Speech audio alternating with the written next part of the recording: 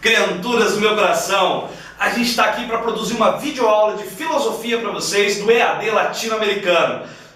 Você já me conhece, pessoal do latino, professor Marcelo, né? Vou trabalhar com vocês hoje um panorama da filosofia ocidental, da origem do pensamento grego filosófico até Aristóteles. Né? Claro que quando a gente pensa em filosofia, a gente está pensando em produção de saber, em mudança de mentalidade, numa produção de um saber racional, de um saber que busca explicações para o mundo diferentes daquelas que já existiam. E motivando aí vocês a entrarem cada vez mais nesse mundo da construção do conhecimento. E ó, pessoal do primeiro, segundo, terceiro ano, vamos animar. Eu tô sabendo aí que o pessoal tá meio devagar nesse negócio do EAD. Vamos melhorar isso aí, vamos fazer a produção, vamos entregar as coisas certinho. E aí eu quero debater com vocês a opinião de vocês sobre o que eu tô falando agora. Bom, mas vamos começar. Esse período, que é um período de longa duração, tá? Que vai do século VI até o século IV antes de Cristo, que a gente começa com o primeiro movimento filosófico, que a gente vai chamar de milesianismo. O milesianismo, ele vai marcar a mudança da mentalidade grega, ele vai mudar a mudança da mentalidade do homem grego, aonde você começa a se afastar de uma ideia mitológica e começa a entrar numa ideia racional. Lembrando que antes do milesianismo, você trabalhava, todas as explicações do mundo eram divididas em duas formas. Ou elas eram cosmogonias, ou elas eram teogonias. Ou seja, explicações teogônicas eram as explicações que relatavam a origem dos deuses. E as cosmogônicas, as que explicavam como os deuses criaram o universo. E, esse negócio de Deus criar o universo, de criação dos deuses, num movimento de ascensão do conhecimento, uma busca, curiosidades novas, começou a coçar aqui atrás, a pulguinha atrás da orelha de alguns pensadores, começou a incomodar. Eles falaram, peraí, será que a única explicação que a gente tem para a origem do universo, para a origem do cosmos, para a origem da natureza, da físis, é a origem divina? Ou eu posso encontrar uma outra explicação? E aí aparece um carinha, que o pessoal deve lembrar das aulas de matemática. O pessoal deve razão, proporção, o professor de matemática deve ter falado muito para vocês sobre esse carinha. E do teorema dele, né, que é o teorema de Tales. E aí o primeiro milesiano é Tales de Mileto. Tales de Mileto, ele é a pessoa, ele é o pensador que inaugura essa nova forma de ver o mundo.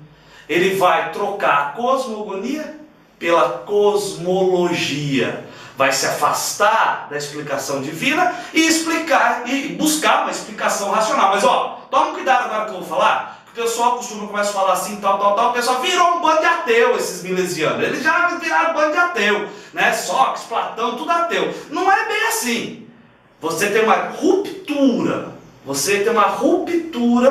Com esse conhecimento que antes era totalmente religioso e agora eles buscam um conhecimento racional, longe das explicações divinas. Alguns começaram a produzir a ideia da não existência de Deus, mas outros continuaram sendo devotos dos seus deuses, Apolo, né, Marte, e aí depois. Então vocês vão trabalhar essa dicotomia, né? Você apenas vai separar. Os milesianos, eles não querem explicar essa não existência de Deus, vai simplesmente achar uma explicação diferente daquela que há mais de 2.500 anos vinha sendo colocada, da criação do mundo, do cosmos, da físis pelos deuses. E aí então Tales chega e ele fala, não, precisamos encontrar um princípio fundamental, aquilo que é eterno, aquilo que deu origem a tudo que nós conhecemos.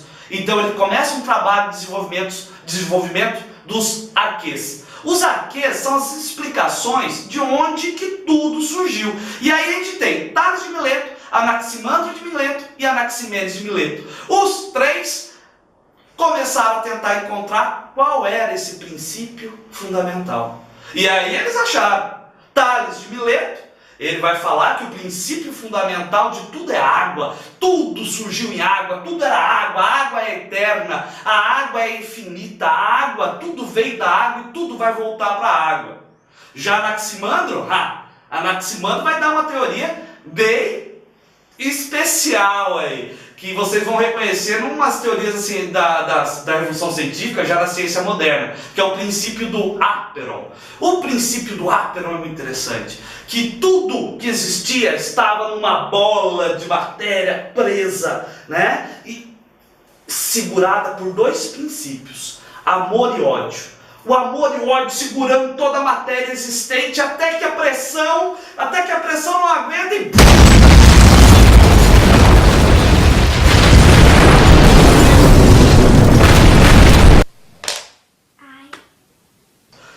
E se formam todas as coisas. E Anaximenes fala, água, Aperon, tudo isso é balela. É claro que o princípio fundamental é o ar.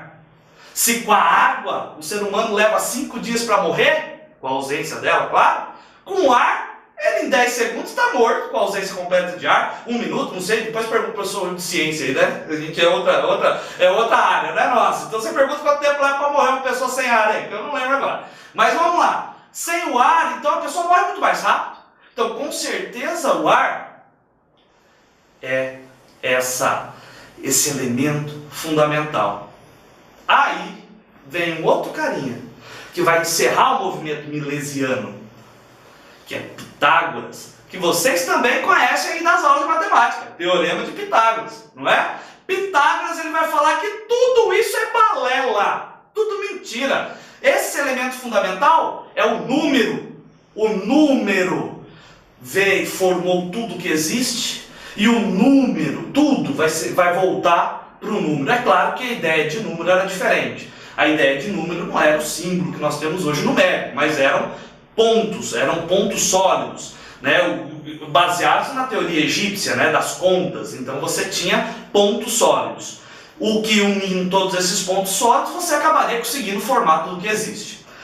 Depois de Pitágoras, a gente tem uma questão bem interessante. Tudo isso, gente, século 6, século 5 antes de Cristo. Depois de Pitágoras, nós temos uma teoria, vamos dizer assim, o primeiro arranca-rabo filosófico da história da humanidade. Certo? Primeiro arranca-rabo. A gente vai ter 2 carinhos. Primeiro, Heráclito. Depois, Parmênides. Que eles vão mudar a pergunta.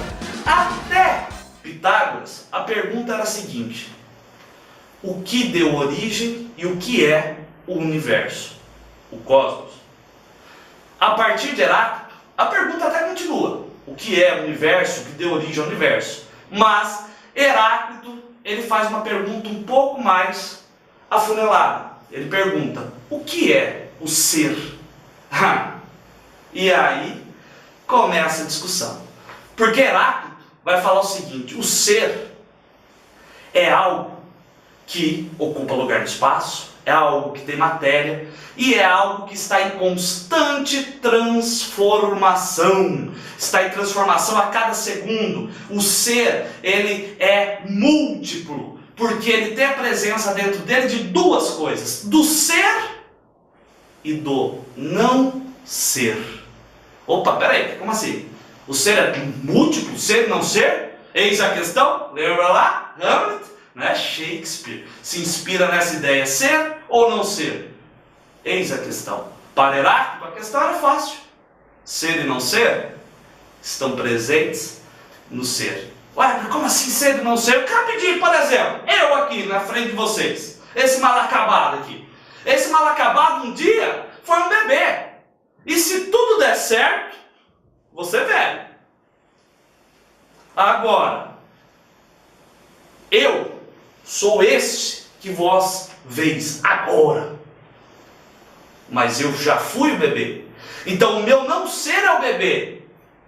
E o que eu serei, se tudo der certo, velho, vai ser o meu não ser também. Então eu sou, mas eu faço parte do meu não ser. O ser e não ser está em mim. Parmênides entra na história. Esse Heráclito é um cabeça de bagre. De onde ele tirou essa ideia? Como o ser e não ser estão presentes? Como que o ser pode ser múltiplo? O ser não pode ser múltiplo nunca. Esse doido bebeu muito vinho, escreveu bêbado essa teoria. O ser é único, o ser é eterno, o ser é uno. O ser é infinito, não existe o não ser. A própria concepção de pensar não ser já faz com que o não ser seja alguma coisa. Então o não ser é impensado. Opa! Então a gente tem que começar a explicar. E aí, Parmênides, ele inaugura um ramo da filosofia que até hoje é trabalhado, a ontologia. Parmênides começa então a se dedicar totalmente, mas totalmente ao estudo do ser. E aí essa briga começa a criar vertentes. Pessoal que concorda com Heráclito, pessoal que concorda com Parmênides, aquela brigarada toda, Heráclito tá certo, o ser é múltiplo, não, o Parmênides tá certo, o ser é único, aquela coisa errada toda. Esse bando de paternista! Chega o pessoal do deixa disso. E aí vários filósofos produzem a teoria do atomismo. E aí você vai ter a primeira vez, no século V a.C., a ideia que a menor partícula de matéria do ser é o átomo. Claro, a gente está falando do século V. Então, poxa, eles já chegaram à ideia que o átomo é a menor partícula, indivisível, até aquele momento, era um avanço muito grande. E eles conseguem fazer uma coisa com a teoria do atomismo, que é a escola da conciliação. A escola da conciliação vai juntar as duas teorias, do ser uno, indivisível, de Parmênides, com o ser múltiplo, de Heráclito. Como que eles fazem isso? Simples. O que é indivisível? O átomo. Mas aquilo que se forma a partir da aglomeração do átomo passa a ser divisível, mutável. Pronto, a escola da conciliação unindo o ser e o não ser, a ideia de uno e a ideia de múltiplo, a ideia de indivisível e a ideia de divisível. Só que a gente tem que pensar agora um momento. Até aí, a Grécia também estava passando por algumas transformações. Você tinha na Grécia, como todo regime antigo, iniciou-se com um regime político despótico. O despotismo passou para a aristocracia, onde você vai ter a dominação das elites. E aí depois a gente tem uma transformação na Grécia. Você entra no período democrático. Lembrando que a democracia grega é diferente da democracia brasileira, mas a gente explica isso num outro momento em sociologia. Mas a democracia grega ela tem a sua ascensão. Com a democracia grega tem uma frase muito interessante, que você tira as discussões do palácio e joga as discussões na ágora, ou seja, no espaço público, alguns entendem como praça pública. E essas discussões elas ganham abrangência. Surge um novo movimento que vai ser representado pelo filósofo pensador chamado Protágoras, que é o sofismo. A partir do sofismo você vai ter uma renovação do pensamento filosófico. E é aí que a parada fica legal. E aí o pessoal que vai fazer direito vai ouvir muito dos sofistas, porque os cursos de direito trabalham muito com as ideias dos sofistas, principalmente porque eles foram os primeiros a estudarem as leis, entender a moral, principalmente de onde vem a moral, como se constrói a moral, e principalmente de onde se constrói os costumes, que a gente já vai explicar um pouquinho. Mas surgem então os sofistas. E os sofistas, eles surgem exatamente nesse momento de democracia grega e de expansão grega. E nesse movimento de expansão grego, o grego sempre foi um cara viajador, né? O grego ele ia na Mesopotâmia, Egito, passeava por tudo em volta do Mediterrâneo, fazendo comércio, vendendo vinho, azeite, trazendo as outras coisas lá para cá. Inclusive isso que influenciou ele a entrar em contato com o pensamento oriental, egípcio, persa, babilônico, né, fenício, e trazer essas ideias para a Grécia. E aí os sofistas continuaram isso, só que os sofistas eles começaram a observar uma coisa muito interessante. Para cada espaço que eles passavam, em cada região que eles passavam, eles começavam a ver que tinha muitas coisas diferentes. O relativismo moral é extremamente importante na história da filosofia, com esse desenvolvimento do pensamento sofista, porque ele começa a um trabalho de humanização da filosofia. Até então a discussão era: o que é o cosmos? O que é a físis? O que é o ser? Mas lembrando que até então o ser era discutido enquanto ser geral. O ser, até aquele momento, era o que tinha matéria, o que ocupava um lugar no espaço, Então o ser era um estudo muito genérico, né? A ontologia de Parmênides trabalhava com isso, o ser enquanto tudo aquilo que existe. E para existir tem que ter matéria. Como eu sei que alguma coisa tem matéria, ela ocupa lugar no espaço. E aí vem os sofistas, principalmente na figura de Protágoras, e fala o seguinte: não, peraí, esse negócio de estudar o ser, beleza, legal, mas eu preciso entender primeiro aquele que quer entender o ser. Eu preciso entender o homem. E esses questionamentos surgiram a partir da constatação da existência de um relativismo. E esse relativismo foi atribuído pelos sofistas à moral. Então o que é diferente nas pessoas? É a moral. E por que você deve estar me perguntando que os sofistas chegaram à conclusão de que a moral é diferente nas pessoas? Porque os costumes são diferentes. Opa! E por que os costumes são diferentes? Perguntaram os sofistas. Porque as necessidades eram diferentes. As necessidades de cada povo, sendo diferentes, vão produzir costumes diferentes, e esses costumes vão se converter em moral. E aí, lembrando, a moral é o certo e o errado. Aquilo que nós acreditamos como verdade e aquilo que nós acreditamos como mentira. E os sofistas perceberam que, como as necessidades eram diferentes, o que é certo e o que é errado também é diferente. E aí eles fizeram a pergunta maior, a máxima: quem tem razão? Quem está certo? Qual é a verdade verdadeira? A resposta não existe. Porque cada um tem a sua verdade, porque cada um tem a sua necessidade. Então, para os sofistas, começa essa discussão do que o certo nem sempre é certo. O certo não é universal. E o errado também não é universal. Vai depender de cada um. Acredito que essa ideia, que é a que hoje nós trabalhamos dentro da sociologia contemporânea, da filosofia contemporânea, das ciências humanas, é a crença nessa relatividade moral. Que realmente você trabalha uma ideia de diferenças, de divergências, né? E que todos estão certos na medida do seu costume, do seu ambiente. E os sofistas, então, eles começam a trabalhar ideias. E aí, aonde que eles chegam? Que o principal reflexo desse relativismo se dá nas leis. E os sofistas começam a se dedicar ao estudo das leis, porque as leis, elas são reflexo da moral de um povo.